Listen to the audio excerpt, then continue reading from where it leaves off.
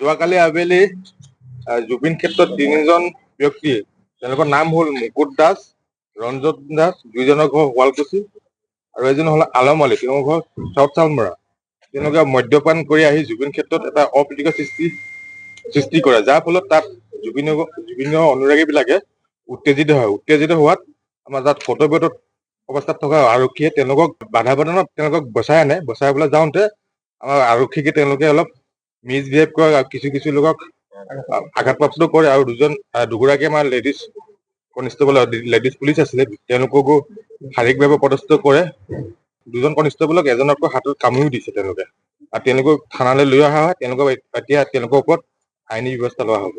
কালিতো জানেই দেওবাৰ, গোটেই জাম লাগি আছে। তাৰপিছত তেখেতলোক আহিছে, পুৰা খাই বৈ আহিছে আৰু খাই বৈ আহি মানে মানুহবিলাককো বেয়া ব্যৱহাৰ, তাৰপিছত সেনেকে কৰি আমি আৰু গাড়ী চাড়ী ৰখাই দিছে, দেৰি উৎপাত। তাৰপিছত আমি কলো আৰু এইবোৰ কৰিব নালাগে, হেৰি কৰিছে, স্কুটি পেলাই দিছে গাড়ীৰ মাজত দি পিনে, আৰু আমাকে আৰু যি টি ব্যৱহাৰ। ভণ্টিজনী গ'ল, তাইকো খেদি যায়, কাৰো কথা নুশুনে আৰু।